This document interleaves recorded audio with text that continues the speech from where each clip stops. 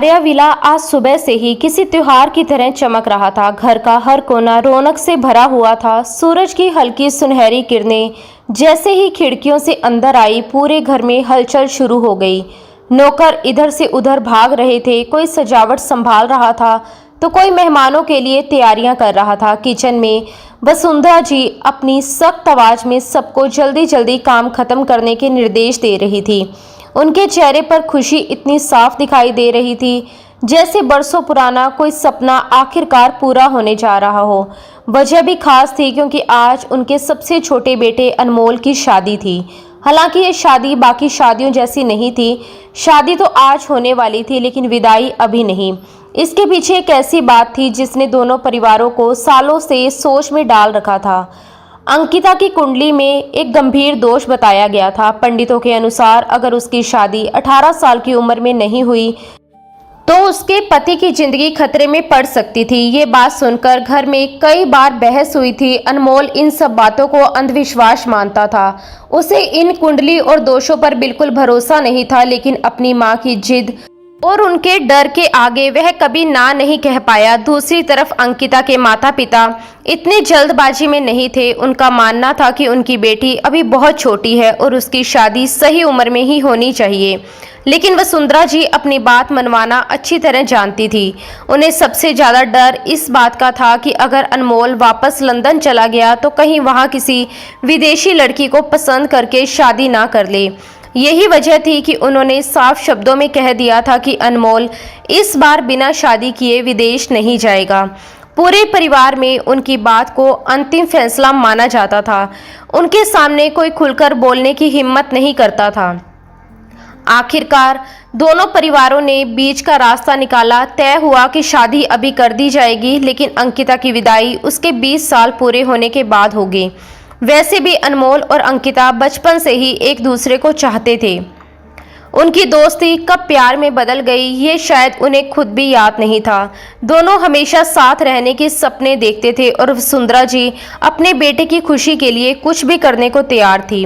उन्हें लगा कि यही सबसे सही फैसला है। तब तक अनमोल अपनी पढ़ाई पूरी कर लेगा, खुद के पैरों पर खड़ा हो जाएगा और पूरे रीति रिवाजों के साथ अंकिता को अपने घर ले आएगा। शादी की लगभग सारी तैयारियां पहले ही पूरी हो चुकी थी। रात 9 बजे शुभ मुहूर्त रखा गया था और इसी वजह से आज घर में किसी को आराम करने की इजाज़त नहीं थी।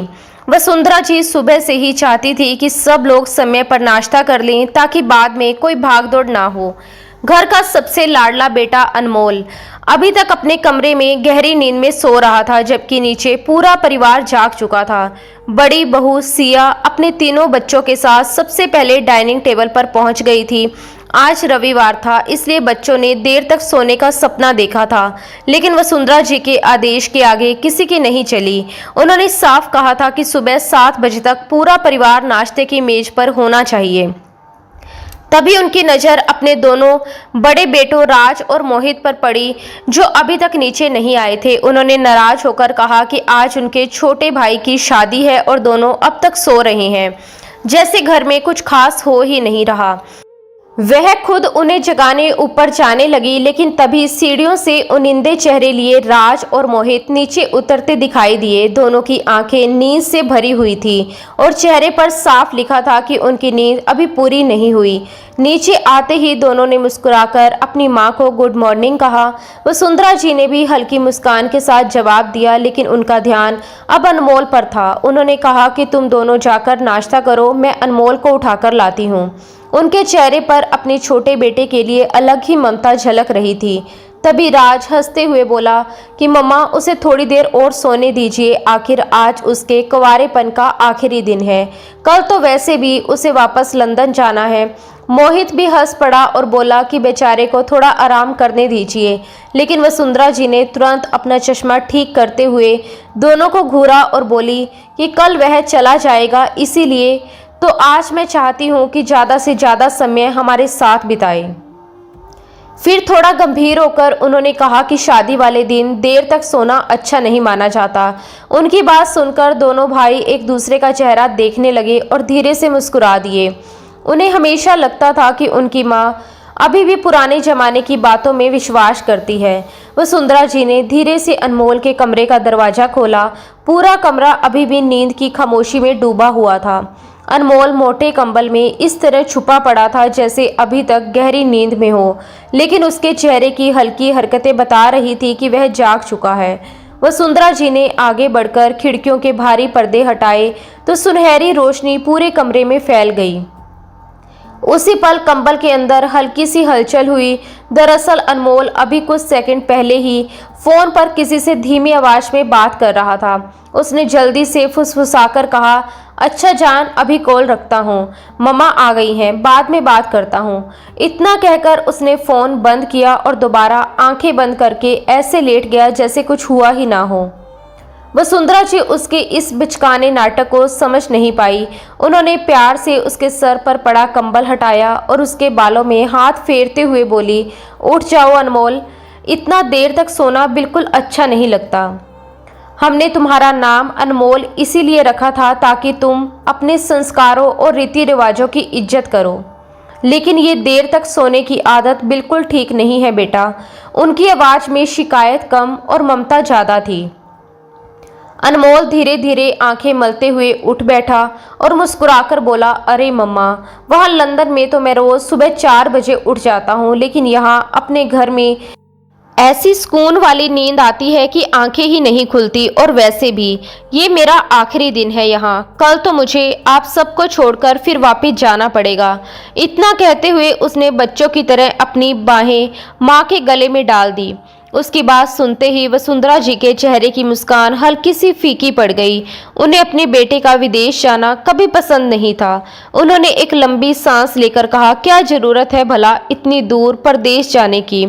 यहाँ अपने पापा का इतना बड़ा कारोबार है, तुम्हारे दोनों भाई भी तो यही संभाल रहे हैं, तुम भी यहीं रहो ना। ये बात वो जाने कितनी बार दोहरा चुकी थी, मगर हर बार की तरह अनमोल ने भी मुस्कुराकर वही जवाब दिया, मम्मा बस 2 साल और, उसके बाद हमेशा के लिए वापस आ जाऊंगा, फिर यहीं अपना बिजनेस शुरू करूंगा और कभी आपको छोड़कर कहीं नहीं जाऊंगा, आई प्रोमिस। वसुंधरा जी ने हल्की मुस्कान के साथ उसका गाल थपथपाया और बोली, अच्छा ठीक है, अब जल्दी नीचे आ जाओ, सब लोग नाश्ते की मेज पर तुम्हारा इंतजार कर रहे हैं। और हाँ, आज तुम्हारी शादी है, कहीं ये बात भूल तो नहीं गए? उनकी बात सुनते ही अनमोल का चेहरा चमक उठा। उसकी आंखों में ऐसी खुशी उतर आई जैसे किसी बच्चे को उसका सबसे पसंदीदा खिलौना मिल गया हो। वो हंसते हुए बोला, अरे मम्मा, मैं ये कैसे भूल सकता हूँ, लेकिन आपने मेरे साथ बहुत अन्याय किया है। शादी तो करवा रही हैं लेकिन विदाई नहीं। मैं तो कहता हूँ आज ही अंकिता को साथ लेकर लंदन चला जाता हूँ, वहाँ कम से कम अकेलापन तो नहीं रहेगा। और वैसे भी ये कुंडली दोष वाली बातें मुझे बिल्कुल समझ नहीं आती, ये सब बेकार की बातें हैं। वो आखिर अपने दिल की बात कह ही बैठा, लेकिन वसुंधरा जी ने तुरंत उसके कंधे पर हल्की सी चपत लगाई और बोली, ज़्यादा बेशर्म मत बनो, अपनी और अंकिता की उम्र देखी है, अभी से विदाई की बातें कर रहे हो। जो फैसला बड़े लोगों ने किया है वही होगा। 2 साल बाद ही विदाई होगी। अंकिता अभी सिर्फ 18 साल की है, तब तक 20 की हो जाएगी और तुम भी अपनी पढ़ाई पूरी करके समझदार बन जाओगे। अभी तो तुम्हारे अंदर बच्चों जैसी हरकतें भरी हुई हैं। अनमोल बस सिर खुजलाकर रह गया। उसे समझ आ गया था कि इस मामले में उसकी माँ से बहस करना बेकार है। वसुंधरा जी कमरे से बाहर चली गई और अनमोल गहरी सांस लेकर बिस्तर पर बैठ गया। उसने तुरंत अपना मोबाइल उठाकर देखा। अभी थोड़ी देर पहले तो वह अंकिता से ही बात कर रहा था। पूरी रात दोनों ने एक दूसरे से बातें की थी। दोनों ने एक दूसरे को सोने नहीं दिया था। अब आंखों में नींद साफ उतर आई थी, लेकिन नीचे जाना भी जरूरी था। दूसरी तरफ 18 साल की अंकिता भी अपने कमरे में धीरे धीरे आंखें खोल रही थी। उसने उठते ही लंबी सी अंगड़ाई ली और मुस्कुराकर खुद को आईने में देखा। आज उसकी जिंदगी का सबसे बड़ा दिन था। खुशी इतनी थी कि दिल जोर जोर से धड़क रहा था, लेकिन उसी खुशी के बीच हल्की सी उदासी भी छुपी हुई थी। आज वह हमेशा के लिए अनमोल के नाम से जुड़ने वाली थी, लेकिन फिर भी 2 साल तक उससे दूर रहना पड़ेगा। ये सोचते ही उसका दिल भर आता था। अनमोल सिर्फ उसका होने वाला पति नहीं था, बल्कि उसका बचपन, उसकी आदत और उसकी पूरी दुनिया था। दोनों बचपन से साथ बड़े हुए थे, उनके घर आमने सामने थे और उनके परिवारों में इतना अपनापन था कि दोनों घर एक ही लगते थे। राघव जी और विक्रम जी सिर्फ पड़ोसी नहीं, बल्कि बहुत पुराने और गहरे दोस्त थे। विक्रम जी के 3 बेटे और 1 बेटी थी। 2 बेटों और 1 बेटी नंदिनी की शादी हो चुकी थी, जबकि अनमोल सबसे छोटा और सबसे लाडला था। बचपन से ही उसे पढ़ाई का बहुत शौक था। बीकॉम पूरा करने के बाद वह एमबीए के लिए लंदन चला गया था। 2 साल वहां गुजारने के बाद जब वह छुट्टियों में वापस आया तो परिवार वालों ने उसकी और अंकिता की शादी का फैसला कर लिया। वैसे भी दोनों के प्यार से कौन अनजान था, उनकी आंखें ही सब कुछ बयां कर देती थी। अंकिता ने अभी कॉलेज जाना शुरू किया था और अपनी उम्र के हिसाब से बेहद मासूम थी। वह ढीला सा कुर्ता पहने नीचे हॉल में पहुंची तो उसकी मां काव्या जी किचन में नाश्ता तैयार कर रही थी। अंकिता इस घर की इकलौती बेटी और सबकी जान थी। गोरा चेहरा, बड़ी बड़ी आंखें और मासूम मुस्कान, बिल्कुल किसी गुड़िया जैसी लगती थी। किचन में जाते ही तले जा रहे किचन कबाबों की खुशबू उसके नथनों से टकराई। वह खुद को रोक नहीं पाई और उंगली से थोड़ा मसाला उठाकर चख लिया। काव्या जी ने उसे देखकर मुस्कुराते हुए कहा, तुम कभी नहीं सुधरोगी, पता है ना तुम्हारी होने वाली सास कितनी सफाई पसंद है। अगर उन्होंने तुम्हें ऐसा करते देख लिया तो लंबा लेक्चर शुरू हो जाएगा। उनकी बात सुनकर अंकिता खिलखिलाकर हंस पड़ी। अभी कहाँ सास बनी है मम्मा, 2 साल बाद बनेगी, तब तक तो मेरी ऐश ही ऐश है। फिर उसने इधर उधर देखते हुए पूछा, वैसे पापा कहाँ हैं? काव्या जी ने जवाब दिया, बाहर इंतजाम देखने गए हैं। आखिर उनकी इकलौती बेटी की शादी है, कोई कमी नहीं रहनी चाहिए। अंकिता चुपचाप नाश्ता करने लगी, लेकिन उसके चेहरे पर छुपी खुशी साफ दिखाई दे रही थी। फिर धीरे धीरे वो पल भी आ गया जिसका दोनों को बचपन से इंतजार था। मंत्रों और रस्मों के बीच अंकिता हमेशा के लिए अनमोल के नाम से जुड़ गई। दोनों परिवारों में खुशी की लहर दौड़ गई। हर तरफ हंसी, शोर और बधाइयों की आवाजें गूंजने लगी। लेकिन इस भीड़ और रस्मों के बीच अनमोल की नजरें सिर्फ अंकिता को ढूंढ रही थी। उसका दिल बार बार चाहता था कि वह उसे अपने पास खींच ले, उसके माथे को चूमे और बता दे कि अब उसके बिना एक पल भी रहना कितना मुश्किल होगा। लेकिन रस्मों और लोगों के बीच वो चुप था। कुछ देर तक दोनों को साथ बिठाया गया। रिश्तेदार बारी बारी से उनके साथ तस्वीरें खिंचवा रहे थे। फिर खाने का दौर शुरू हुआ और धीरे धीरे सब लोग अपने अपने कामों में व्यस्त हो गए। इसी बीच अनमोल को मौका मिल गया। वह धीरे से अंकिता के पास आया और उसके कान के करीब झुककर फुसफुसाया, मेरी जिंदगी में आने के लिए बहुत बहुत बधाई। उसकी आवाज़ सुनते ही अंकिता का चेहरा लाल हो गया। वो हल्का सा मुस्कुराई और नजरें झुका ली। तभी अनमोल ने धीरे से उसके कान में कहा, आज रात अपने कमरे की खिड़की खुली रखना, ठंडी हवा आती रहेगी और तुम्हें घुटन नहीं होगी। उसकी बात में छुपा इशारा समझते ही अंकिता की धड़कनें और तेज हो गई और वह एकदम से झेंप गई।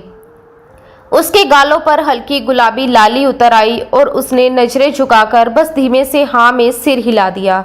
अनमोल की आंखों में उस वक्त एक अजीब सी बेचैनी थी, जैसे वह हर बीतते पल को अपनी मुट्ठी में कैद कर लेना चाहता हो। उसने धीमी आवाज में कहा, बहुत सारी बातें हैं अंकिता, ऐसी बातें जो फोन पर नहीं कही जा सकती। कुछ एहसास सिर्फ सामने बैठकर ही महसूस होते हैं।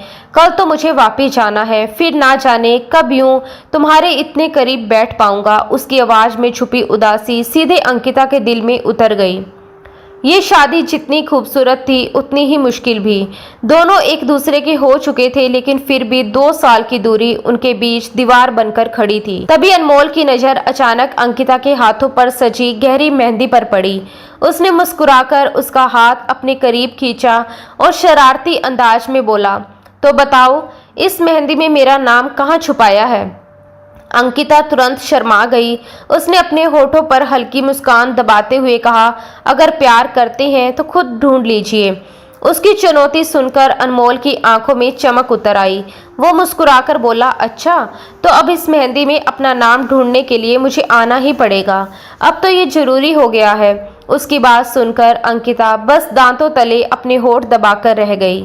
उसके दिल की धड़कनें हर गुजरते पल के साथ तेज होती जा रही थी। धीरे धीरे रात गहराने लगी। शादी की सारी रस्में खत्म हो चुकी थी। एक एक करके मेहमान भी अपने घर लौटने लगे थे। पूरे दिन की भागदौड़ और शोर के बाद अब घर में हल्की खामोशी उतरने लगी थी। अंकिता भी अपने कमरे में वापस आ गई थी। दिन भर उसे अनमोल से ठीक से बात करने का मौका ही नहीं मिला। जब भी वह उसके करीब आता, उसकी सहेलियां उसे खींचकर अलग ले जाती और हंसते हुए कहती, अभी से इतनी बेसब्र मत बनो, अभी तो तुम्हारी विदाई भी नहीं हुई। वह बस मुस्कुराकर रह जाती, लेकिन उसके दिल की हालत कोई नहीं समझ सकता था। कमरे में आते ही वह आईने के सामने जाकर खड़ी हो गई। उसने अब तक अपना लहंगा भी नहीं बदला था। लाल जोड़े में सजी हुई वह खुद को देखकर ही शर्मा रही थी। आज सच में वह बहुत खूबसूरत लग रही थी और अनमोल ने भी कई बार उसकी तारीफ की थी। उसे बार बार अनमोल की वही बातें याद आ रही थी जब वह उसकी आंखों में देखते हुए कह रहा था कि आज वह किसी परी जैसी लग रही है। उन शब्दों को याद करते ही उसके होठों पर मुस्कान आ गई और चेहरा फिर से लाल हो उठा। कुछ देर बाद वह धीरे से आकर बेड पर बैठ गई और अपना मोबाइल खोलकर अनमोल के साथ खिंचवाई तस्वीरें देखने लगी। हर तस्वीर के साथ उसकी मुस्कान और गहरी होती जा रही थी। तभी अचानक खिड़की तरफ हल्की सी आवाज हुई। इससे पहले कि वह कुछ समझ पाती, कोई परछाई कमरे के अंदर कूद आई। अंकिता डर के मारे लगभग चीख ही पड़ी। उसने घबराकर सामने देखा तो अनमोल हंसता हुआ उसके सामने खड़ा था। ये क्या तरीका है आने का? वो घबराकर बोली, तुमने तो मुझे डरा ही दिया। लेकिन अनमोल बिल्कुल बेफिक्र होकर उसके सामने बैठ गया। उसकी आंखों में वही शरारत और मोहब्बत एक साथ चमक रही थी। उसने धीरे से पूछा, क्या तुम मुझे ही याद कर रही थी? उसकी आवाज़ इतनी मुलायम थी कि अंकिता का दिल फिर से धड़क उठा। वह हकलाते हुए बोली, नहीं, मैं तो बस ये मेहंदी देख रही थी। ये मेहंदी आपका इंतजार कर रही थी। आपने ही तो कहा था ना कि आप इसमें अपना नाम ढूंढने आएंगे। उसने बड़ी चालाकी से बात बदल दी, लेकिन अनमोल उसकी आंखों में छुपे एहसास पड़ चुका था। वह हल्का सा मुस्कुराया और बोला, अगर तुम्हें मेरी याद नहीं भी आई तो इस मेहंदी को तो आई होगी। फिर उसने धीरे से उसके हाथ अपने हाथों में ले लिए। उसकी उंगलियां बहुत प्यार से अंकिता की बाजुओं को छूने लगी। वह उसकी मेहंदी लगे हाथ अपने चेहरे के करीब ले आया और उनमें से उठती खुशबू को गहरी सांसों में भर लिया। उस पल अनमोल का चेहरा उससे बस कुछ इंच दूर था। उसकी गर्म सांसें अंकिता की त्वचा को छू रही थी और उसकी धड़कनें बेकाबू होती जा रही थी। वह उसकी आंखों में देखती रह गई। उन आंखों में इतनी मोहब्बत थी कि कुछ पलों के लिए उसे लगा जैसे दुनिया में उनके अलावा कोई और है ही नहीं। बस उनके दिलों की धड़कन थी और एक दूसरे को पुकार रही थी। अनमोल धीरे से उसके और करीब झुका और बेहद मदहोश कर देने वाली आवाज में फुसफुसाया, शादी मुबारक हो मिसेज अनमोल। उसकी आवाज सुनते ही अंकिता की पलकें शर्म से झुक गई। उसने खुद को संभालने की कोशिश की और जल्दी से उसका हाथ हटाकर अपना मोबाइल छीन लिया। फिर तुरंत मोबाइल ऑफ कर दिया ताकि वह तस्वीरें ना देख सके। अनमोल उसकी इस हरकत पर बस मुस्कुरा दिया, क्योंकि वह पहले ही समझ चुका था कि वह उसी की तस्वीरें देख रही थी। अंकिता ने खुद को संभालते हुए धीरे से कहा, तुम्हें यहाँ नहीं आना चाहिए था। अगर किसी ने देख लिया तो क्या सोचेंगे? अभी मेरी विदाई भी नहीं हुई। उसकी आवाज़ में झिझक साफ सुनाई दे रही थी, लेकिन अनमोल ने उसकी आंखों में देखते हुए बेहद गंभीर लहजे में कहा, लेकिन तुम मेरी बीवी हो अंकिता। हमारा रिश्ता पूरी तरह जायज़ है और कल तो मैं वापस चला जाऊंगा। क्या आज की रात भी बस दूर दूर रहकर ही गुजार देंगे? उसकी आंखों में एक अजीब सी तड़प थी। वह बोला, मैं यहाँ से तुम्हारी खूबसूरत यादें लेकर जाना चाहता हूँ, ऐसे पल जिन्हें सोचकर मैं वहाँ अकेले मुस्कुरा सकूँ। वो धीरे धीरे उसके और करीब आने लगा। अंकिता का दिल घबराहट से कांप उठा। उसकी सांसें तेज हो गई। उसने डरते हुए पूछा, मतलब? अनमोल ने उसकी आंखों में देखते हुए धीमे लहजे में कहा, मतलब हमारी सुहागरात। ये सुनते ही अंकिता का चेहरा एकदम सफ़ेद पड़ गया। वो अनमोल से बेहद मोहब्बत करती थी। उसके करीब आते ही उसकी धड़कनें हमेशा बेकाबू हो जाती थी। उसका दिल भी चाहता था कि वह अनमोल की बाहों में छुप जाए, उसके सीने से लगकर उसकी धड़कनों को महसूस करे। लेकिन ये सब सच में इस तरह होगा उसने कभी सोचा नहीं था। अभी तक वह सिर्फ अपने ख्यालों में ही उसके करीब जाती थी। वह अभी सिर्फ 18 साल की थी। शादी और सुहागरात जैसी बातों के बारे में उसने अपनी सहेलियों से बहुत कुछ सुना जरूर था, लेकिन उन बातों को सोचकर उसके मन में हमेशा डर पैदा हो जाता था। अब वही डर उसके चेहरे पर साफ दिखाई दे रहा था। उसके माथे पर पसीने की छोटी छोटी बूंदें चमकने लगी। अनमोल ने उसकी घबराहट महसूस कर ली। उसने बहुत नरमी से उसके चेहरे को देखा और धीमे स्वर में कहा, डर क्यों रही हो अंकिता? तुम्हें तो खुश होना चाहिए कि अब हम हमेशा के लिए एक हो चुके हैं। ये रिश्ता सिर्फ नाम का नहीं होता, इसे महसूस भी किया जाता है। जब तुम इन पलों को महसूस करोगी ना, तब समझोगी कि ये रिश्ता कितना खूबसूरत होता है, इसमें कितना सुकून छुपा होता है। इतना कहते हुए वह धीरे धीरे उसके और करीब आने लगा। उसकी गर्म सांसें अंकिता की गर्दन को छू रही थी और हर गुजरते पल के साथ उसकी धड़कनें और भी ज़्यादा बेकाबू होती जा रही थी। अंकिता ने घबराकर तुरंत अपना चेहरा दूसरी तरफ कर लिया। उसकी सांसें तेज हो चुकी थी और दिल इतनी तेजी से धड़क रहा था जैसे सीने से बाहर निकल आएगा। उसने कांपती आवाज में कहा, नहीं अनमोल, प्लीज मुझे ऐसे मत आजमाओ। मैं भी तुमसे बहुत मोहब्बत करती हूँ, हर पल तुम्हारे साथ रहना चाहती हूँ, लेकिन कुछ रिश्तों की अपनी मर्यादा होती है, कुछ सामाजिक तौर तरीके होते हैं जिन्हें निभाना पड़ता है। विदाई से पहले ये सब अच्छा नहीं लगता। उसकी आंखों में डर भी था और अपने रिश्ते को संभाल कर रखने की मासूम कोशिश भी। उसने धीरे से आगे कहा, मैंने सिया भाभी को भी अपनी दोस्त से यही कहते सुना था कि अभी सिर्फ शादी हुई है, विदाई नहीं, और सुहाग रात तो तब होगी जब मैं 20 साल की हो जाऊंगी। उन्होंने कहा था कि तब तक मैं और समझदार हो जाऊंगी। उसकी बात सुनकर अनमोल ने हल्का सा मुंह बनाया और गहरी नज़रों से उसे देखने लगा। उस वक्त अंकिता ने दुपट्टा भी नहीं लिया हुआ था। उसके खुले बाल, मासूम चेहरा और गले तक आती हल्की रोशनी अनमोल को बेचैन कर रही थी। उसने भावुक लहजे में कहा, तुमने सच में भाभी की बातों को इतना दिल से लगा लिया?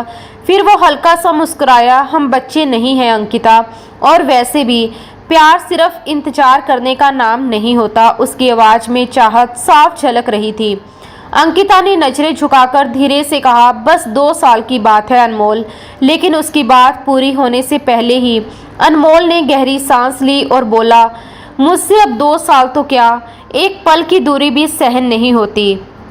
दिल करता है तुम्हें हमेशा अपने पास रखूं, जैसे कोई ताबीज जिसे इंसान कभी खुद से अलग नहीं करता। उसकी आवाज़ मोहब्बत से भीगी हुई थी। उसने धीरे से अपनी बाहों का घेरा अंकिता के चारों ओर बना लिया। अंकिता का दिल फिर से बुरी तरह कांप उठा। वो खुद को संभालने की कोशिश कर रही थी, लेकिन अनमोल की नज़दीकियां उसके सारे सब्र को कमज़ोर कर रही थी। अनमोल ने मुस्कुराकर पूछा, वैसे इतनी देर से मोबाइल में क्या देख रही थी तुम? इतनी खोई हुई थी कि मेरे आने का भी पता नहीं चला। इतना कहते हुए उसने उसकी कमर में हाथ डालकर उसे हल्के से अपनी तरफ खींच लिया। अंकिता तुरंत घबरा गई। उसने धीरे से उसे पीछे हटाने की कोशिश की और बोली, प्लीज़ दूर हटो, कोई देख लेगा। उसकी आवाज़ में झिझक साफ महसूस हो रही थी, लेकिन अनमोल उसकी इस मासूम घबराहट को देखकर खुद पर काबू नहीं रख पा रहा था। वह उसकी आंखों में देखते हुए धीमे स्वर में बोला, पता है जब तुम ऐसे घबराती हो ना, तब और भी ज़्यादा खूबसूरत लगती हो। उसकी नज़रें अंकिता के चेहरे के हर भाव को जैसे अपने दिल में उतार लेना चाहती थी। अंकिता का चेहरा शर्म से और भी गुलाबी हो गया। उसकी लंबी काली पलकें कांपती हुई झुक गई। अब उसके पास कहने के लिए कुछ बचा ही नहीं था। वह बस चुपचाप उसकी बाहों में सिमटी खड़ी रही। अनमोल उसकी हालत देखकर हल्का सा मुस्कुराया और बहुत नरमी से उसके गाल पर अपने होंठ छुआ दिए। उस हल्के से स्पर्श ने अंकिता की रूह तक में कंपन दौड़ा दी। वह उसकी बाहों में जैसे और भी सिमट गई। अनमोल ने उसके कान के पास झुककर धीरे से कहा, तुम्हें पता है, जब तुम यूं डर कर चुप हो जाती हो ना, तब मेरा दिल तुम्हें और भी ज़्यादा प्यार करने लगता है। उसकी आवाज़ में शरारत भी थी और गहराई भी। फिर उसने बहुत प्यार से उसकी ठोड़ी अपनी उंगलियों से ऊपर उठाई ताकि वह उसकी आंखों में देख सके। और सबसे ज़्यादा अच्छी तुम तब लगती हो जब तुम्हारी एक नज़र मेरे सारे होश छीन लेती है, जब तुम्हारी खामोशी मेरे दिल की धड़कनें बढ़ा देती है। उसकी बातें सुनकर अंकिता के होठों पर हल्की सी मुस्कान आ गई। अनमोल कुछ पल उसे बस देखता रहा, जैसे उसकी मुस्कान को हमेशा के लिए अपनी यादों में कैद कर लेना चाहता हो। फिर उसने उसके गाल पर बेहद हल्के से अपने होठ रखे और फुसफुसाया, मैं चाहता हूँ ये मुस्कान हमेशा तुम्हारे चेहरे पर रहे, कभी इसे खुद से दूर मत होने देना। अंकिता पूरी तरह शर्म से पिघल चुकी थी। उसने झेंपकर तुरंत अपना चेहरा दोनों हाथों में छुपा लिया, लेकिन सच तो ये था कि वह चाहकर भी खुद को अनमोल से दूर नहीं कर पा रही थी। आज की रात सारी शर्म और सारे डर यहीं भूल जाओ। बस इतना सोचो कि तुम मेरी पत्नी हो और मैं तुम्हारा पति। मैं तुमसे अपना हक मांगने आया हूँ, इसलिए मुझे खाली हाथ मत लौटाना। वो उसके कानों के बिल्कुल पास झुककर बोला। उसकी आवाज़ अंकिता के पूरे शरीर में सिरहन बनकर फैल गई। ये उसकी कच्ची उम्र थी और किसी मर्द का स्पर्श उसने पहली बार महसूस किया था। उसका पूरा वजूद मोम की तरह पिघलने लगा। वह जानती थी कि अब विरोध करने का कोई मतलब नहीं था, और वैसे भी उसे इसमें कुछ गलत नहीं लग रहा था। लाइट बंद करते ही उसने अंकिता को तकिए पर आराम से लिटा दिया और अपनी शेरवानी उतारकर साइड में रख दी। अब वो नाजुक कली खुली किताब की तरह उसके सामने थी, तो अनमोल का मन किया कि उसे अपने सीने से लगा ले। उसकी मददोश कर देने वाली खूबसूरत नरम धड़कनों को देखते हुए वह उसकी धड़कनों पर झुक गया था। धीरे धीरे अनमोल की दीवानगी बढ़ती चली जा रही थी और अंकिता खुद को पूरी तरह उसके हवाले कर चुकी थी। रात बाहर गहराई पर गहराई ओढ़ती जा रही थी और अनमोल उसे पूरी तरह अपना बना चुका था। 2 साल के लंबे इंतजार का हिसाब वो एक ही रात में चुकता कर लेना चाहता था। कुछ घंटों के बाद सुबह की हल्की धूप कमरे की खिड़कियों से अंदर आकर पूरे कमरे में फैल चुकी थी, लेकिन अंकिता अभी तक गहरी नींद में डूबी हुई थी। अचानक उसकी आंख खुली तो वह घबराकर एकदम से उठ बैठी। दिल तेजी से धड़कने लगा। उसने जल्दी से बेड के सामने लगी घड़ी पर नजर डाली। सुबह के 10 बज चुके थे। समय देखकर उसकी आंखें हैरानी से फैल गई। हे भगवान, मैं इतनी देर तक सोती रही, वह खुद से ही बुदबुदाई। अगले ही पल उसकी नज़र बेचैनी से पूरे कमरे में घूमने लगी। वह अनमोल को ढूंढ रही थी, लेकिन वह वहां नहीं था। कमरे में अब सिर्फ उसकी हल्की सी खुशबू बाकी रह गई थी, जो अभी भी हर तरफ फैली हुई थी। अंकिता कुछ पल वैसे ही चुप बैठी रही। जैसे ही पिछली रात के पल उसकी आंखों के सामने घूमे, उसका चेहरा खुद ब खुद शर्म से लाल हो गया। उसे याद आया कैसे अनमोल सारी रात उसे तंग करता रहा, कैसे उसकी बातों और हरकतों ने उसे शर्म से पानी पानी कर दिया था। वो होठ दबाकर मुस्कुरा उठी।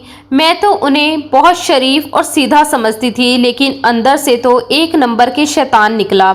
वह मन ही मन उसे याद करके शर्मा रही थी, मगर अगले ही पल उसके चेहरे की मुस्कान फीकी पड़ गई। दिल में एक अजीब सी बेचैनी उतर आई। आज रात 9 बजे अनमोल की फ्लाइट थी। वो वापस लंदन चला जाएगा। ये सोचते ही उसका दिल भर आया। कल तक जो इंसान हर पल उसके आसपास था, आज कुछ घंटों बाद उससे हजारों मील दूर चला जाएगा।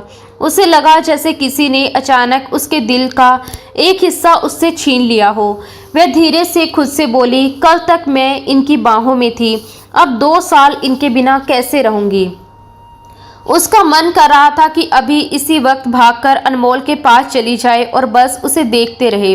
उसने जल्दी जल्दी बेड छोड़ा, फटाफट शावर लिया और तैयार होकर नीचे चली आई। नीचे डाइनिंग टेबल पर काव्या जी और राघव जी पहले से बैठे नाश्ता कर रहे थे।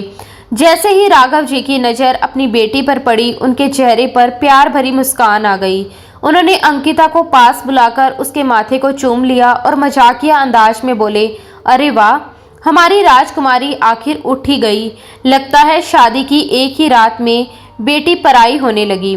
उनकी बात सुनते ही अंकिता तुरंत शर्मा गई और उनके पास बैठते हुए बोली, ऐसे बातें मत करो पापा, मैं अभी कहीं नहीं जाने वाली। पूरे 2 साल तक तो यहीं रहूंगी और बाद में भी कौन सा बहुत दूर जा रही हूँ, पड़ोस में ही तो जाना है। उसकी बात सुनकर दोनों हंस पड़े। तभी काव्या जी ने राघव जी से कहा, आज अनमोल की फ्लाइट है, इसलिए ऑफिस से जल्दी आ जाना, उसे एयरपोर्ट छोड़ने भी जाना है। अनमोल का नाम सुनते ही अंकिता का चेहरा फिर गुलाबी हो गया। उसका दिल फिर बेचैन होने लगा। वह मन ही मन सोच रही थी कि कैसे किसी बहाने अनमोल से अकेले में मिले। तभी अचानक मुख्य दरवाजे की तरफ हलचल हुई। अंकिता ने अनजाने में नजर उठाई और अगले ही पल उसका दिल जैसे धड़कना भूल गया। दरवाजे से अनमोल अंदर आ रहा था। वह बिल्कुल फ्रेश लग रहा था, शायद अभी अभी तैयार होकर आया था। हल्के रंग की शर्ट, बिखरे हुए बाल और चेहरे पर वही शरारती मुस्कान। उसे देखते ही अंकिता की सांसें अटक गई। अनमोल ने अंदर आते ही मुस्कुराकर सबको गुड मॉर्निंग कहा और फिर बेहद गहरी नजरों से अंकिता को देखने लगा। उसकी आंखों में ऐसा अपनापन था कि अंकिता का चेहरा तुरंत शर्म से झुक गया। वह चाहकर भी उसकी तरफ देख नहीं पा रही थी। तभी पीछे से वसुंधरा जी भी अंदर आई। उनके हाथ में पूजा की माला थी और चेहरे पर हमेशा की तरह रोब और सलीका साफ दिखाई दे रहा था। काव्या जी ने तुरंत उनके लिए भी नाश्ता लगाने को कहा। वसुंधरा जी कुर्सी पर बैठते ही मुस्कुराकर बोली, ये लड़का तो बहुत ही बेशर्म निकला। हमारे जमाने में तो शादी के बाद भी दूल्हा दुल्हन घर वालों के सामने एक दूसरे की तरफ देखना तक पसंद नहीं करते थे, साथ बैठना तो दूर की बात थी। लेकिन ये सुबह सुबह जिद पकड़कर यहाँ आ गया कि मुझे अपने ससुराल जाना है। उनकी बात सुनकर सब हल्का सा हंस पड़े।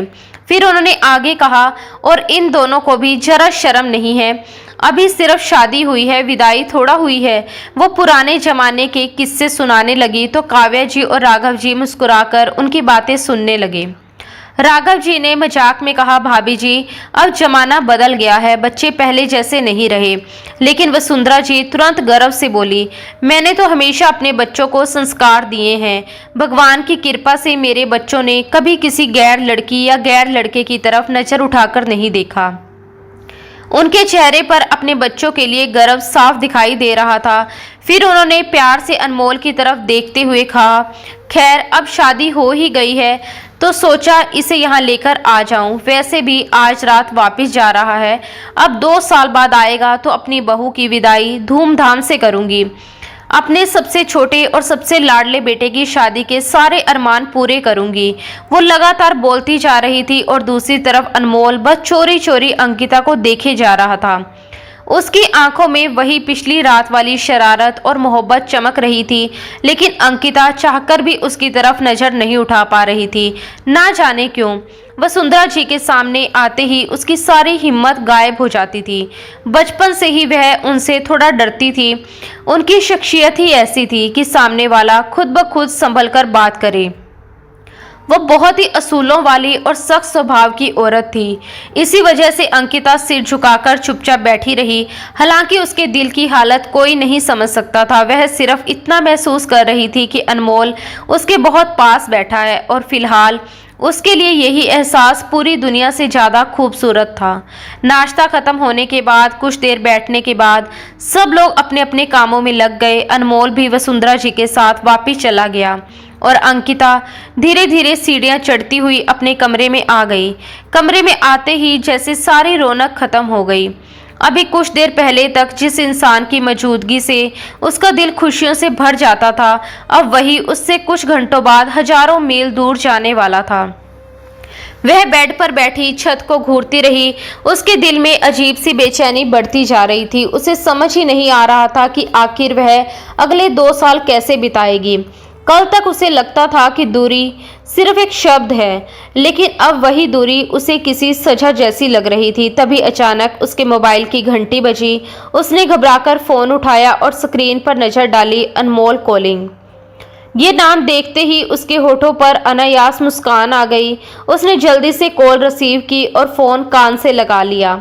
उधर से अनमोल की वही शरारती लेकिन तड़प से भरी आवाज़ सुनाई दी, क्या कर रही हो मेरी जान? मुझे पूरा यकीन है अभी बैठकर मुझे ही याद कर रही होगी। सच बताऊं, बहुत दिल कर रहा है कि फिर से तुम्हारे पास आ जाऊं। कसम से एक रात में तो मेरा बिल्कुल मन ही नहीं भरा। उसकी आवाज़ में ऐसी बेचैनी थी जिसने अंकिता का दिल फिर से जोर से धड़का दिया। एक पल के लिए उसका भी मन हुआ कि कह दे आ जाओ, लेकिन अगले ही पल उसने खुद को संभाला और थोड़ा सख्त बनने की कोशिश करते हुए बोली, नहीं अनमोल, पहले ही हमसे बहुत बड़ी गलती हो चुकी है। हमें ऐसा नहीं करना चाहिए था। शुक्र है किसी को कुछ पता नहीं चला। भगवान ने हमारी इज्जत रख ली, लेकिन अब दोबारा नहीं प्लीज़। अब हमें थोड़ा संभल कर रहना होगा। उसकी आवाज़ भले शांत थी, लेकिन दिल के अंदर तूफान मचा हुआ था। सच तो ये था कि वह खुद भी उसे उतना ही याद कर रही थी। उसकी हर धड़कन अनमोल को पुकार रही थी, लेकिन वह खुद को समझाने की कोशिश कर रही थी। उधर फोन पर अचानक कुछ पल की खामोशी छा गई। फिर अनमोल ने हल्के उदास अंदाज में कहा, यार तुम ना बहुत बोरिंग बीवी निकली। अपने नए नवेले पति की जरा भी फिक्र नहीं है तुम्हें। उसकी ये बात सुनकर अंकिता की सांसें अटक गई। उसने धीरे से आंखें बंद कर ली और टूटती हुई आवाज में बोली, अब हर वक्त बस आपका ही ख्याल रहता है। आप नहीं जानते आपने मुझे कैसी हालत में डाल दिया। अगर उस रात आप मेरे इतने करीब ना आते तो शायद मैं फिर भी 2 साल किसी तरह काट लेती, लेकिन अब समझ नहीं आता आपके बिना कैसे रहूंगी। कहते कहते उसकी आवाज़ भरा गई और अगले ही पल उसकी आंखों से आंसू बहने लगे। इतने दिनों से जो दर्द उसने दिल में दबा रखा था वो अचानक बाहर आ गया। उधर अनमोल तुरंत घबरा गया। उसने जल्दी से कहा, अरे पागल प्लीज़ मत रो, वरना सच में मेरा जाने का मन नहीं करेगा। मेरा MBA बीच में ही रह जाएगा। फिर मैं हमारा भविष्य कैसे बनाऊंगा? तुम ऐसे रोगी तो मैं कमज़ोर पड़ जाऊंगा। तुम्हारे आंसू मुझसे देखे नहीं जाते। उसकी आवाज़ में सच्ची बेचैनी थी। अंकिता ने जल्दी जल्दी अपने आंसू पहुँचे और खुद को संभालने की कोशिश की। फिर हल्का सा मुस्कुराकर बोली, मैं लड़की हूँ ना, जल्दी टूट जाती हूँ, लेकिन वादा करती हूँ अब मजबूत बनूंगी। बस आप जिद मत करना वापस आने की, क्योंकि अगर आप सच में आ गए ना तो फिर मैं आपको कहीं जाने नहीं दूंगी। चाहे आपका MBA अधूरा रह जाए, चाहे आपके सारे सपने रुक जाएं, मुझे कोई फर्क नहीं पड़ेगा। उसकी बात सुनकर फोन के उस पार अनमोल की जोरदार हंसी गूंज उठी। वाह, अब आई ना मेरे वाली बात। बस ऐसे ही बातें किया करो, बहुत अच्छी लगती हो। लेकिन एक बात याद रखना, दोबारा रोना नहीं है। फिर थोड़ी देर रुककर उसने उम्मीद भरे स्वर में पूछा, वैसे आज मुझे एयरपोर्ट छोड़ने आओगी ना? ये सवाल सुनते ही अंकिता एकदम चुप हो गई। दिल तो उसका बहुत था कि आखिरी बार उसे जी भरकर देखे, लेकिन वह जानती थी कि शायद ये मुमकिन नहीं होगा। उसने धीमे से कहा, शायद नहीं, मम्मी पापा जाएंगे। अगर उन्होंने कहा तो मैं भी चली जाऊंगी, वरना नहीं। शायद आपको बिना देखे ही जाना पड़े। उसकी आवाज़ फिर से उदास हो गई, लेकिन उसे कहाँ पता था कि किस्मत ने उसके लिए इससे भी कई ज़्यादा मुश्किल इम्तिहान पहले से लिख रखा है। अगले दिन वह हमेशा की तरह कॉलेज के लिए तैयार हुई, लेकिन अब उसकी ज़िंदगी पहले जैसी नहीं रही थी। शुरुआत के कुछ दिन उसके लिए बेहद मुश्किल थे। उसका किसी काम में मन ही नहीं लगता था। क्लास में बैठती तो किताबों की जगह उसे अनमोल का चेहरा दिखाई देता। हर छोटी चीज़ उसे उसकी याद दिला देती। दिल करता बस पंख लग जाए और वह उड़कर उसके पास पहुंच जाए। अनमोल भी हर रात उसे वीडियो कॉल करता था। दोनों घंटों बातें करते, एक दूसरे को देखते रहते, लेकिन फिर भी दिल की प्यास कम नहीं होती थी। सबसे मुश्किल बात यह थी कि अंकिता उसके सामने रो भी नहीं सकती थी। वो हर बार मुस्कुराने की कोशिश करती, बस हाँ हूँ में जवाब देती और फिर कॉल ख़त्म होने के बाद अकेले में टूटकर रो पड़ती। धीरे धीरे कुछ दिन ऐसे ही बीत गए। इसी बीच उसके एग्ज़ाम भी शुरू हो गए थे। पढ़ाई का दबाव, अनमोल की जुदाई और लगातार खुद को संभालने की कोशिश, इन सब ने उसे अंदर से कमज़ोर करना शुरू कर दिया था। उसकी तबीयत अब अक्सर खराब रहने लगी थी। कभी उसे अचानक चक्कर आने लगते, कभी बेहद कमजोरी महसूस होती। कई बार चलते चलते उसकी आंखों के सामने अंधेरा छा जाता और वह गिरते गिरते बचती। लेकिन वह खुद यही सोचती रही कि शायद ये सब ठीक से खाना ना खाने और हर वक्त तनाव में रहने की वजह से हो रहा है। एक दिन जब वह कॉलेज से वापस घर आई तो उसकी हालत पहले से ज़्यादा खराब थी।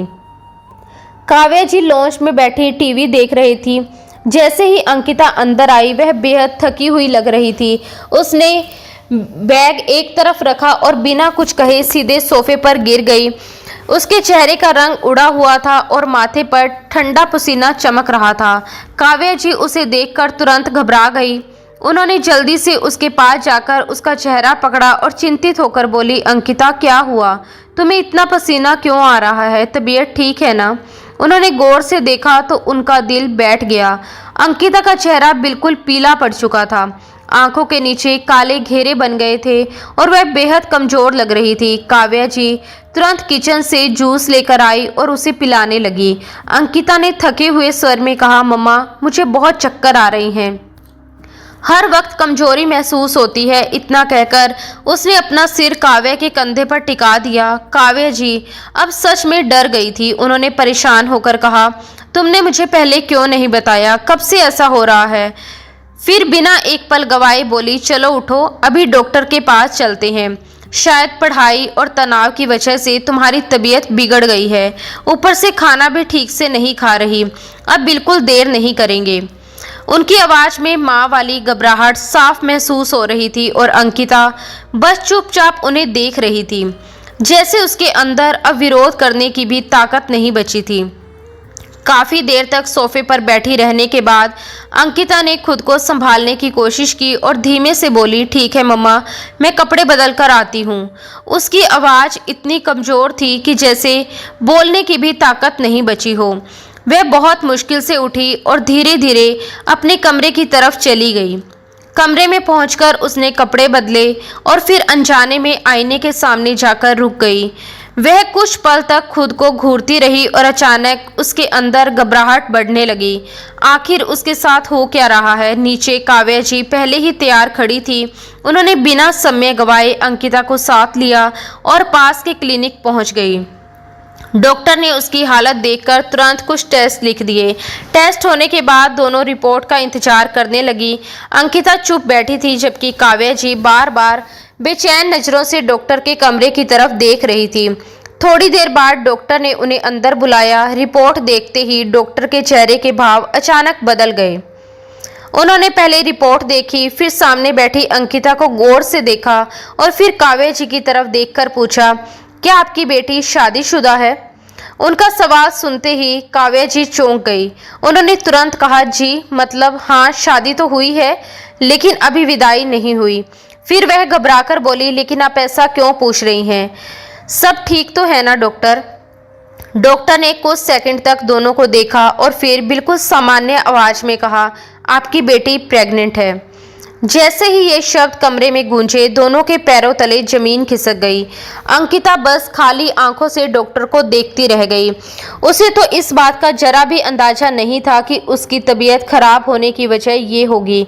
उसे लगता था कि उस रात की बात सिर्फ उसी और अनमोल के बीच दबी रह जाएगी, लेकिन अब सच उसके सामने खड़ा था और इतनी जोर से चीख रहा था कि उससे छुपना नामुमकिन था।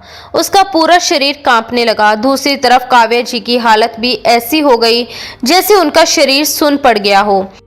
वह कई पल तक बिना कुछ बोले डॉक्टर का चेहरा देखती रह गई। उनके दिमाग ने जैसे काम करना बंद कर दिया था। उन्हें समझ ही नहीं आ रहा था कि आखिर ये सब हो कैसे गया। कुछ देर बाद उन्होंने कांपते हाथों से रिपोर्ट पकड़ी, दूसरे हाथ से अंकिता का हाथ थामा और बिना कुछ कहे क्लिनिक से बाहर निकल आई। अंकिता बिल्कुल बेजान सी उनके पीछे चल रही थी। उसे लग रहा था जैसे उसकी पूरी दुनिया खत्म हो चुकी है। उसका दिल कर रहा था कि जमीन फट जाए और वो उसमें समा जाए। उसे अब घर लौटने से डर लग रहा था। गाड़ी में पूरे रास्ते काव्या जी एकदम चुप रही। उनके चेहरे पर गहरा सदमा साफ दिखाई दे रहा था। दूसरी तरफ अंकिता में इतनी हिम्मत भी नहीं बची थी कि वह कोई सफाई दे सके। घर पहुंचते ही वह सीधे अपने कमरे में भागी और दरवाजा बंद करके फूट फूट कर रोने लगी। उसे समझ नहीं आ रहा था कि अब क्या होगा। अनमोल तो 2 साल से पहले वापस आने वाला नहीं था। वह इस मुसीबत का सामना अकेले कैसे करेगी? अचानक उसे अनमोल का ख्याल आया। उसने जल्दी से मोबाइल उठाया और कांपते हाथों से उसे कॉल लगा दी, लेकिन कॉल रिसीव नहीं हुई। उसने दोबारा कॉल किया, फिर तीसरी बार, लेकिन हर बार वही नाकाम कोशिश। दिन के वक्त अनमोल हमेशा बिजी रहता था। वह सिर्फ रात 10 बजे के बाद ही आराम से बात कर पाता था। लेकिन अंकिता अब रात तक इंतजार कैसे करती।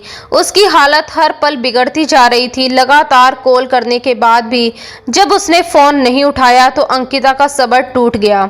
उसने गुस्से और बेबसी में मोबाइल उठाकर जोर से दीवार पर दे मारा। मोबाइल टूटकर नीचे गिर पड़ा और वह खुद फर्श पर बैठकर जोर जोर से रोने लगी। तभी कमरे का दरवाजा खुला। काव्या जी अंदर आई और आते ही दरवाजा लॉक कर दिया। उनके चेहरे पर गहरी उदासी और चिंता साफ दिखाई दे रही थी।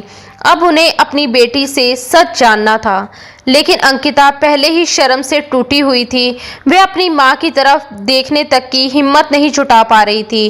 काव्या जी कुछ देर चुपचाप उसके पास बैठी रही, जैसे शब्द ढूंढ रही हो। फिर आखिर उन्होंने धीमे स्वर में पूछा, क्या शादी वाली रात अनमोल तुम्हारे कमरे में आया था? ये सवाल सुनते ही अंकिता की आंखों से आंसू और तेज बहने लगे। उसे लगा जैसे कोई उसे शर्मिंदगी के गहरे कुएं में धकेल रहा हो। वह फूट फूट कर रोते हुए अपनी माँ की गोद में सर रखकर बोली, मम्मा मुझे माफ़ कर दो, मुझसे बहुत बड़ी गलती हो गई। वह आया था, मैंने उसे मना भी किया था कि अभी विदाई नहीं हुई, लेकिन उसने कहा कि तुम मेरी बीवी हो, तुम पर मेरा हक है। उसने कहा कि हम कोई गलत काम नहीं कर रहे, हमारा रिश्ता जायज़ है, और मैं चाहकर भी उसे मना नहीं कर पाई। वह रोती रही जबकि काव्या जी बस चुपचाप उसकी बातें सुनती रही। उन्होंने गहरी सांस ली, जैसे उन्हें कहीं ना कहीं पहले से अंदाजा था कि यही हुआ होगा। कुछ पल बाद उन्होंने दूसरा सवाल किया, क्या तुमने अनमोल को ये सब बताया? अंकिता ने जल्दी से सिर उठाया और बोली, नहीं मम्मा, वो मेरा फ़ोन नहीं उठा रहा। वह रात को 10 बजे फ्री होता है तभी कॉल करता है। लेकिन आप चिंता मत करो, मैं उसे सब बता दूंगी। वह ज़रूर वापस आएगा, वो मुझसे बहुत प्यार करता है।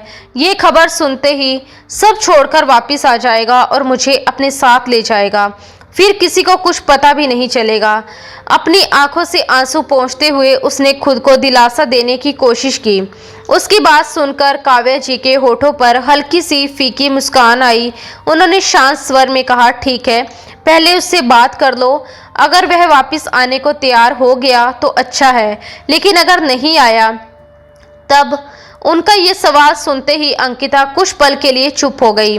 फिर जल्दी से बोली, वह जरूर आएगा मम्मा, वो मुझे बहुत प्यार करता है। मेरी एक आवाज़ पर दौड़ा चला आएगा। काव्या जी ने उसकी तरफ गहरी नज़रों से देखा और बोली, अगर वह नहीं आया तो तुम्हें मेरी बात माननी पड़ेगी। मैं तुम्हारी माँ हूँ अंकिता, मैं ऐसा कोई फैसला नहीं होने दूंगी जिससे हमारा सिर झुक जाए। इतना कहकर वह कमरे से बाहर चली गई, लेकिन उनकी आखिरी बात अंकिता के दिल में अटक गई। वह समझ नहीं पा रही थी कि आखिर उनकी बात का मतलब क्या था। अब उसे बस रात 10 बजे का इंतजार था। अंकिता ने अपनी सिम दूसरे मोबाइल में डाल ली। जैसे तैसे समय बीता और आखिरी रात को अनमोल की वीडियो कॉल आई। कॉल देखते ही अंकिता ने तुरंत फ़ोन उठा लिया। स्क्रीन पर उसका चेहरा देखते ही अनमोल घबरा गया। उसकी आंखें रोने से सूज चुकी थी, चेहरा बुरी तरह उतरा हुआ था। वह परेशान होकर बोला, अंकिता क्या हुआ? तुम फिर रो रही हो ना? मैंने तुम्हें कितनी बार कहा है ऐसे मत रोया करो। तुम्हें ऐसे देखकर मेरा दिल घबरा जाता है। लेकिन अंकिता उसे देखते ही खुद को रोक नहीं पाई। वह बच्चे की तरह दोनों हाथों से चेहरा ढककर फूट फूट कर रोने लगी। उसकी हालत देखकर अनमोल का चेहरा भी डर से सफ़ेद पड़ गया। अंकिता रोते हुए बोली, मैंने तुम्हें कहा था ना अनमोल, ऐसा मत करो। देखो, भगवान ने हमारी गलती की सजा दे दी। हमने अपने बड़ों का भरोसा तोड़ा था। अनमोल एकदम घबरा गया। तुम क्या कह रही हो? मुझे कुछ समझ नहीं आ रहा। पहले अपना चेहरा दिखाओ और बताओ क्या हुआ है। उसकी आवाज़ कांप रही थी। अंकिता ने हिचकियों के बीच अपने पेट पर हाथ रखा और टूटती आवाज़ में बोली, हमारी उस रात की नज़दीकी का नतीजा है ये। मैं प्रेग्नेंट हूँ। ये सुनते ही अनमोल कई पल तक बिल्कुल चुप रह गया, जैसे उसके दिमाग ने भी काम करना बंद कर दिया हो। काफ़ी देर बाद वह धीमे स्वर में बोला, तुम श्योर हो ना? अंकिता ने रोते हुए कहा, मम्मा मुझे डॉक्टर के पास लेकर गई थी, रिपोर्ट आ चुकी है। अब इसमें कोई शक नहीं बचा। मम्मा को सब पता चल गया और मैं किसी की आंखों में देखकर बात तक नहीं कर पा रही। तुमने मुझे बहुत बड़ी मुसीबत में डाल दिया अनमोल। प्लीज़ वापस आ जाओ, मुझे यहाँ से अपने साथ ले जाओ।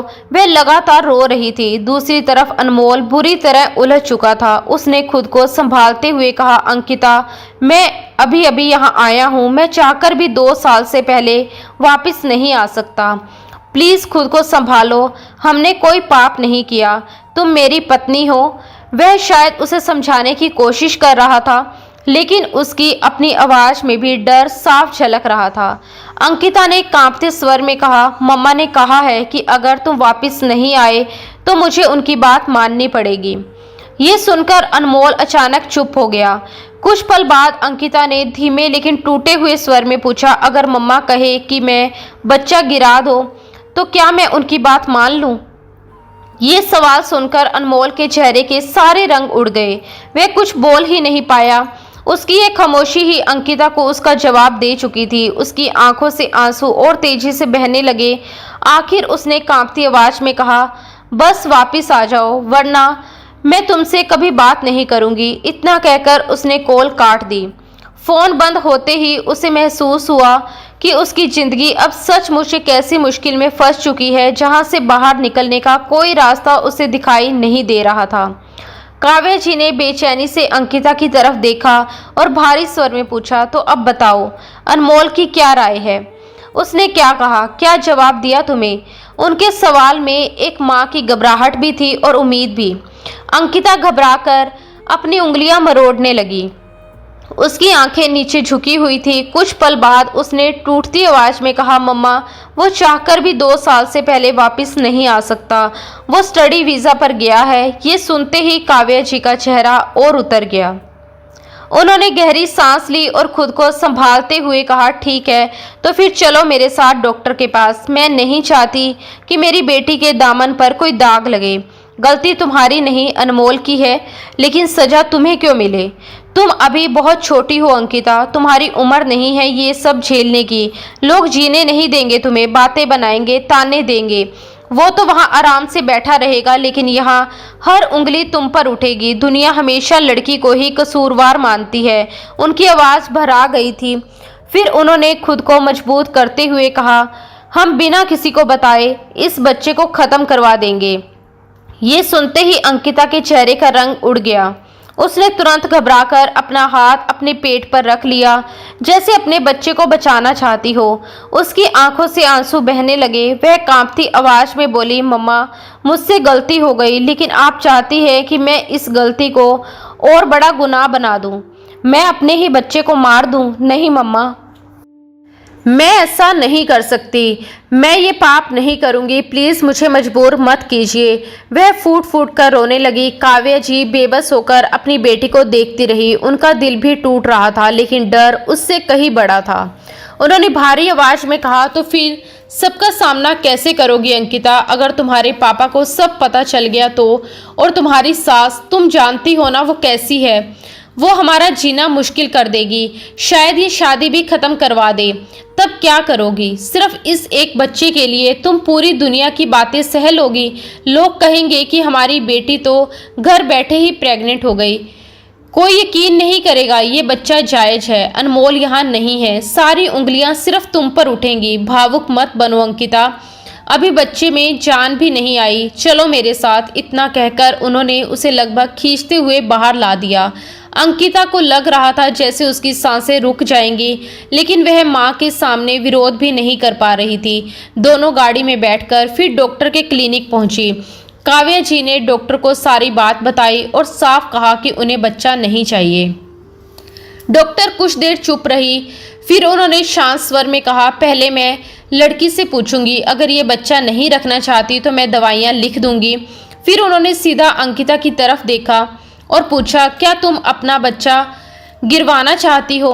ये सवाल सुनते ही अंकिता बुरी तरह कांपने लगी। उसके होंठ हिल रहे थे, लेकिन आवाज़ बाहर नहीं आ रही थी। आंखों के सामने अंधेरा छाने लगा और जवाब देने से पहले ही वह बेहोश होकर नीचे गिर पड़ी। जब उसे होश आया तो वह अपने कमरे में थी।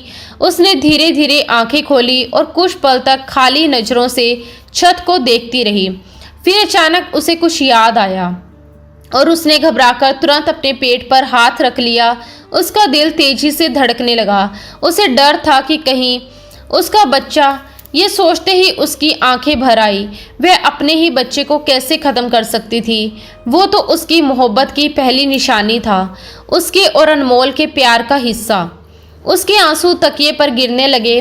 उसने आंखें बंद कर ली और भगवान से टूटे हुए दिल से प्रार्थना करने लगी, हे भगवान, मुझे इस मुश्किल से निकाल दो। मैं इतना बड़ा पाप नहीं कर सकती। रोते रोते ना जाने कब उसकी आंख लग गई। अगली सुबह जब उसकी नींद खुली तो उसने देखा काव्या जी उसके सिरहाने बैठी थी। उनकी आंखें सूजी हुई थी, जैसे पूरी रात रोई हों।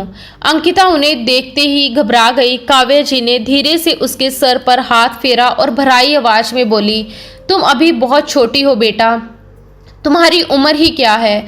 भगवान ने हमें इतनी बड़ी परीक्षा में क्यों डाल दिया? अगर तुम्हारी विदाई हो गई होती तो बात अलग थी। अब बताओ, तुम सबका सामना कैसे करोगी? तुम्हारे पापा क्या सोचेंगे? और तुम्हारी सास, वो तो हमारा जीना मुश्किल कर देगी। जिद मत करो अंकिता, मेरी अनमोल से बात हुई थी, वो भी यही चाहता है, यही समाज का तरीका है। प्लीज़ मेरी बात मान लो बेटा। अंकिता कुछ पल तक उन्हें खाली नज़रों से देखती रही, फिर धीरे धीरे उठकर बैठ गई। उसके चेहरे पर आंसू थे, लेकिन आवाज़ अब मजबूत थी। उसने सीधा अपनी माँ की आंखों में देखते हुए कहा, मम्मा, इस परेशानी से निकलने का सिर्फ एक रास्ता है। काव्या जी तुरंत चौकन्नी हो गई। उन्होंने जल्दी से कहा, हाँ बोलो बेटा, मैं भी तो यही चाहती हूँ कि ये सब खत्म हो जाए। अंकिता ने बिना नजरें झुकाए कहा, आप अपने हाथों से मेरा गला दबा दीजिए। आप मेरी माँ हैं। अगर आप अपनी बेटी को मार सकती हैं तो मैं भी अपने बच्चे को मारने की हिम्मत कर लूँगी। प्लीज़ मम्मा, मेरा गला घोट दीजिए। लेकिन अगर आप ऐसा नहीं कर सकती तो मुझे भी अपने बच्चे को मारने के लिए मजबूर मत कीजिए। ये सुनते ही काव्या जी पत्थर सी रह गई। उनके होठ कांपने लगे, लेकिन आवाज़ नहीं निकली।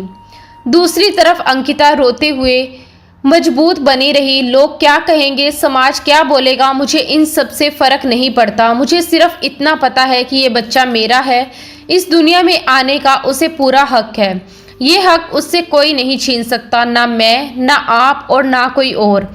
उसके आंसू लगातार बह रहे थे, लेकिन उसके शब्दों में ऐसी सच्चाई और हिम्मत थी जिसने काव्या जी को अंदर तक हिला दिया। जो होगा मैं सब सह लूंगी, लोग चाहे जो भी कहें, लेकिन मैं किसी भी कीमत पर अपने बच्चे को नहीं मारूंगी।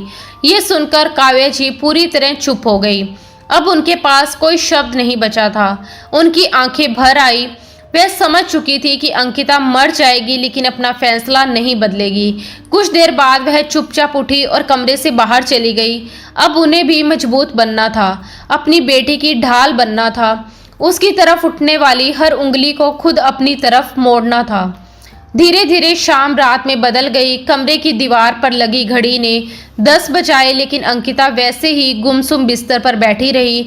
2 दिन से उसने ना अनमोल की कोई कॉल उठाई थी, ना ही किसी मैसेज का जवाब दिया था। उसका भरोसा जैसे टूट चुका था। उसे सबसे ज़्यादा दुख इस बात का था कि अनमोल ने खुलकर उसका साथ नहीं दिया। कम से कम उसे तो इस बच्चे की खुशी से अपनाना चाहिए था। अगर गलती हुई थी तो उसे स्वीकार करने में डर कैसा। तभी सिरहाने रखा फ़ोन फिर बजा। स्क्रीन पर अनमोल का नाम चमक रहा था, लेकिन अंकिता ने फ़ोन की तरफ देखा तक नहीं। वह बस खाली नज़रों से छत घूरती रही। अगले दिन नाश्ते की मेज़ पर घर में अजीब सी खामोशी थी। राघव जी भी सब जान चुके थे, लेकिन किसी ने अंकिता से कुछ नहीं कहा। अंकिता ने भी अपने पापा की तरफ नज़र उठाकर नहीं देखा। शर्म और डर दोनों उसे अंदर ही अंदर खाए जा रहे थे। वह चुपचाप कॉलेज चली गई। उसके जाते ही काव्या जी का सब्र टूट गया। वह सिर पकड़कर बैठ गई और रोते हुए बोली, मेरी बेटी की जिंदगी बर्बाद हो गई। वो गुनहगार ना होते हुए भी गुनहगार बन गई, लेकिन मैं उसे दोषी नहीं मानूंगी। वह मासूम है, नादान है, कम उम्र है। उसे क्या पता था कि एक गलती उसकी जिंदगी बदल देगी। राघव जी अब तक गहरी सोच में डूबे बैठे थे। फिर उन्होंने ठंडे स्वर में कहा, मैं अनमोल को कॉल करता हूँ, उसे वापस आना ही होगा। उसका करियर मेरी बेटी की इज्जत और जिंदगी से बड़ा नहीं है। मैं चाहता हूँ कि अंकिता सम्मान के साथ विदा होकर जाए। अगर अनमोल नहीं आया तब भी हम अंकिता को उसके ससुराल छोड़ आएंगे। सबको बता देंगे कि शादी के बाद विदाई भी हो गई थी। ये बच्चा उनका खून है, उनका वारिस, वो इससे मुंह नहीं मोड़ सकते। दोनों अपने अपने तरीके से इस तूफान से निकलने का रास्ता ढूंढ रहे थे। अगले दिन काव्या जी खुद वसुंधरा जी के घर पहुंची। उस वक्त वसुंधरा जी अकेले सोफे पर बैठी माला जप रही थी। काव्या जी ने मौका देखकर उनके पास बैठते हुए कहा, मुझे आपसे बहुत ज़रूरी बात करनी है। आप भी एक बेटी की माँ हैं, इसलिए चाहती हूँ मेरी बात पहले एक माँ बनकर सुनिए। उनकी आवाज़ सुनते ही वसुंधरा जी थोड़ा घबरा गई। काव्या जी ने कांपती आवाज में कहना शुरू किया, असल में शादी वाली रात आपका बेटा अनमोल अंकिता के कमरे में गया था। दोनों बच्चे हैं, उन्हें लगा शादी हो गई तो सब ठीक है, लेकिन समाज के नियम शायद वो समझ नहीं पाए और उनसे बहुत बड़ी गलती हो गई। इतना कहते कहते उनकी आवाज़ टूट गई। फिर उन्होंने मुश्किल से शब्द निकाले, अंकिता माँ बनने वाली है। ये सुनते ही वसुंधरा जी का चेहरा जैसे पत्थर का हो गया। काव्या जी ने कांपती आवाज में अपनी बात आगे बढ़ाई। उन्होंने वसुंधरा जी से कहा कि अब हालात ऐसे हो चुके हैं कि सिर्फ एक ही रास्ता बचता है, अनमोल वापस आकर अंकिता को सम्मान के साथ अपने घर ले जाए ताकि किसी को कुछ कहने का मौका ही ना मिले। लेकिन वसुंधरा जी के चेहरे पर हैरानी, गुस्सा और तानों का तूफान साफ दिखाई दे रहा था। उन्हें यकीन ही नहीं हो रहा था कि इतनी कम उम्र में अंकिता माँ बनने वाली है। उन्होंने सारी गलती अंकिता पर डाल दी और यहाँ तक कह दिया कि अगर लड़की खुद अपनी मर्यादा संभाल कर रखती तो बात यहाँ तक कभी नहीं पहुँचती। काव्या जी ने लाख समझाने की कोशिश की कि गलती सिर्फ अंकिता की नहीं, अनमोल भी बराबर का जिम्मेदार है, लेकिन वसुंधरा जी जैसे कुछ सुनने को तैयार ही नहीं थी। उन्होंने साफ शब्दों में कह दिया कि उनका बेटा 2 साल से पहले वापस नहीं आएगा और इस बच्चे को वह अपने परिवार का हिस्सा कभी नहीं मानेंगी। ये सुनकर काव्या जी का दिल टूट गया। वो अपमान और दुख से भरी हुई घर लौटी। उधर अंकिता अपने कमरे में बैठी हर बात सुनकर अंदर ही अंदर टूट चुकी थी। उसे समझ आ गया था कि अब ये लड़ाई उसे अकेले ही लड़नी होगी। उसी रात जब अनमोल का फ़ोन आया तो अंकिता ने पहली ही घंटे में कॉल उठा लिया। उसके अंदर दर्द, शिकायत और टूटे हुए भरोसे का सैलाब उमड़ रहा था। अनमोल घबराया हुआ था। वह बार बार कह रहा था कि बस एक गोली खा लेने से सब ठीक हो जाएगा, किसी को कुछ पता नहीं चलेगा और उनकी जिंदगी फिर से पहले जैसी हो जाएगी। लेकिन ये सुनकर अंकिता का दिल जैसे पत्थर का हो गया। उसे महसूस हुआ कि जिस इंसान से उसने सबसे ज़्यादा मोहब्बत की वही आज उसके सबसे बड़े दर्द की वजह बन गया। उसने कांपते हाथों से स्लीपिंग पिल्स की डिब्बी उठाई और अनमोल के सामने ही कह दिया कि अगर बच्चे को ख़त्म करना इतना आसान है तो वह खुद को भी ख़त्म कर देती है। उसकी बात सुनते ही अनमोल की सांसें अटक गई। वह बुरी तरह डर गया। उसकी आंखों से आंसू निकल पड़े। उसने अंकिता को कसम देकर रोका और कहा कि अगर उसने अपनी जान लेने की कोशिश की तो वह भी जिंदा नहीं रहेगा। पहली बार अनमोल की आवाज़ में डर, प्यार और पछतावा एक साथ दिखाई दिया। अंकिता ने धीरे से गोलियां वापस रख दी, लेकिन उसी पल उसके अंदर कुछ हमेशा के लिए बदल चुका था। उसने फ़ोन काट दिया, सिम निकालकर फेंक दी और फैसला कर लिया कि अब वह खुद को कमज़ोर नहीं पड़ने देगी। आने वाले महीनों में उसने हर दर्द अकेले सहा। लोगों की बातें, समाज की नज़रें, रिश्तेदारों के ताने, सब कुछ चुपचाप सुनती रही, लेकिन अपने बच्चे के लिए उसका हौसला कभी नहीं टूटा। उसने अपनी पढ़ाई बीच में रोकी, खुद को घर तक सीमित कर लिया। हर पल उस नन्ही सी जान को संभालती रही जो उसकी ज़िंदगी की सबसे बड़ी वजह बन चुकी थी। फिर वो दिन आया जब उसने एक प्यारी सी बेटी को जन्म दिया। बच्ची इतनी खूबसूरत थी कि उसे देखते ही अंकिता की आंखों से आंसू बह निकले। उसकी आंखें बिल्कुल अनमोल जैसी थी। अंकिता ने उसका नाम गुड़िया रखा क्योंकि वह सच में उसकी ज़िंदगी की फरिश्ता बनकर आई थी। धीरे धीरे गुड़िया ही उसकी दुनिया बन गई। उधर अनमोल बार बार बात करने की कोशिश करता रहा, लेकिन अंकिता का दिल अब पहले जैसा नहीं रहा था। उसे सबसे ज्यादा दर्द इस बात का था कि जब उसे सबसे ज्यादा सहारे की जरूरत थी तब अनमोल उसके साथ मजबूती से खड़ा नहीं हो पाया। समय बीतता गया और देखते ही देखते गुड़िया 1 साल की हो गई। उसकी पहली सालगिरह पर अंकिता ने पूरा घर फूलों और गुब्बारों से सजा दिया। हर तरफ खुशियों की हल्की सी चमक थी, लेकिन उसके दिल के किसी कोने में अभी भी अधूरापन बाकी था। रात को जैसे ही केक काटने का समय आया, अचानक घर की लाइट चली गई। पूरा कमरा अंधेरे में डूब गया। तभी दूर से मोमबत्तियों की हल्की रोशनी दिखाई दी। कोई धीरे धीरे उनकी तरफ बढ़ रहा था और साथ ही हैप्पी बर्थडे टू यू गुनगुना रहा था। अगले ही पल रोशनी में जो चेहरा सामने आया, उसे देखकर अंकिता जैसे पत्थर बन गई। वो अनमोल था। उसकी आंखों में आंसू थे, हाथ में केक था और चेहरे पर महीनों की बेचैनी साफ दिखाई दे रही थी। वह सीधा गुड़िया के पास गया, उसे अपनी बाहों में उठा लिया और टूटकर उसे चूमने लगा। गुड़िया भी जैसे उसे पहचान गई थी। वह खुशी से उसकी गर्दन में बाहें डालकर अपनी तोतली आवाज में बाबा बाबा कहने लगी। अनमोल उसे सीने से लगाए रो रहा था और अंकिता दूर खड़ी बस ये सब देख रही थी। इतने महीनों की नाराजगी, दर्द, मोहब्बत और इंतजार एक ही पल में उसकी आंखों के सामने आकर ठहर गए थे। राघव जी ने अनमोल को गले लगाकर अपनापन दिखाया और काव्या जी ने भी पूरे प्यार से उसका स्वागत किया। लेकिन अंकिता एक कोने में चुपचाप खड़ी रही, जैसे उसके अंदर सब कुछ थम गया हो। अनमोल धीरे से उसके पास आया, उसका हाथ पकड़ा और प्यार से उसे चूमते हुए बोला कि चलो मिलकर केक काटते हैं। और जैसे किसी खामोशी में डूबी हुई अंकिता उसके साथ चल दी। तीनों ने मिलकर केक काटा। अनमोल ऐसे सब में घुल मिल गया जैसे वो कभी गया ही ना हो। और गुड़िया तो उसकी गोद से उतरने का नाम ही नहीं ले रही थी, मानो उसे अपना सबसे प्यारा इंसान मिल गया हो। ये सब देखकर अंकिता चुपचाप अपने कमरे में चली गई। उसका दिल तेजी से धड़क रहा था। इतने समय बाद अपने पति को देखकर उसके अंदर अजीब सी हलचल मच गई। वह बेचैनी से इधर उधर टहल ही रही थी कि दरवाजा खुला और अनमोल अंदर आ गया। उसने दरवाजा बंद किया, पीछे से उसे अपनी बाहों में भर लिया और उसके कान के पास धीरे से कहा, तुमने फोन की सिम तो निकाल कर फेंक दी, लेकिन क्या अपने दिल से मेरा नाम भी निकाल पाओगी? उसके इस स्पर्श से अंकिता का पूरा शरीर कांप उठा। उसकी आंखों से आंसू बहने लगे और उसने टूटे हुए दिल से कहा कि अगर दिल को काबू करना आसान होता तो शायद कोई दुख ही ना होता। अनमोल ने उसके आंसू को महसूस किया, उसके बालों को चूमा और भारी आवाज में अपनी गलती मानते हुए कहा कि वह खुद को कभी माफ नहीं कर पाया। जब उसने पहली बार अपनी बेटी को देखा तो उसे अपने आप पर शर्म आई कि वह कैसे उसे खत्म करने की बात कर रहा था। उसने खुद को सजा भी दी, दर्द सहा, लेकिन उसे लगा कि वह इसके लायक है।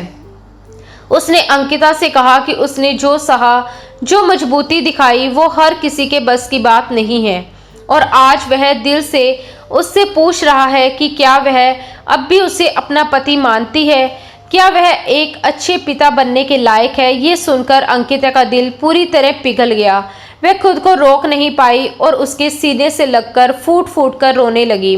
अनमोल ने भी उसे रोने दिया, फिर उसे भरोसा दिलाया कि अब वह कभी उसे छोड़कर नहीं जाएगा और तीनों मिलकर अपनी नई दुनिया बसाएंगे। उसने अपनी माँ के लिए भी माफ़ी मांगी और अंकिता से उन्हें माफ़ करने की बात कही, लेकिन अंकिता ने बिना कुछ कहे बस उसे कसकर पकड़ लिया, क्योंकि इतने समय बाद उसे सुकून मिला था। रात दोनों ने साथ बिताई और सुबह जब अंकिता उठी तो अनमोल उसे मुस्कुराते हुए देख रहा था। वह जाने लगी तो उसने उसे रोक लिया और बताया कि गुड़िया अपनी नानी के पास है, क्योंकि उसे पता है कि अब उसके पापा आ गए हैं। फिर उसने अंकिता को एक सरप्राइज देने की बात कही। दोनों बाहर आए तो गुड़िया उनसे लिपट गई। अनमोल ने उसे गोद में उठाया और बताया वह रोज राघव जी के मोबाइल पर वीडियो कॉल करता था, इसलिए गुड़िया उसे पहचानती है। फिर उसने राघव जी से माफ़ी मांगी और कहा कि वह अंकिता और गुड़िया को अलग घर में इज्जत और प्यार के साथ रखना चाहता है। तभी अचानक वसुंधरा जी भी वहां आ गई। उन्होंने रोते हुए अंकिता से माफ़ी मांगी, अपनी पोती को गले लगाया और एक मौका मांगा वह सब कुछ ठीक कर सके। लेकिन अनमोल ने साफ कह दिया कि अब फैसला अंकिता को होगा। और वह उसे किसी भी हालत में दुख नहीं देगा। इतना कहकर वह अंकिता का हाथ पकड़कर वहां से निकल गया और उसे एक खूबसूरत अपार्टमेंट में ले गया, जहां उसने कहा कि ये सब उसके लिए है, उसके इस हौसले और प्यार के लिए जो उसने गुड़िया को जन्म देकर दिखाया। ये सुनकर अंकिता के दिल के सारे घाव जैसे भर गए और इतने लंबे संघर्ष के बाद उसे अपनी खुशी मिल गई। तो दोस्तों, आज की ये कहानी आपको कैसी लगी? अपनी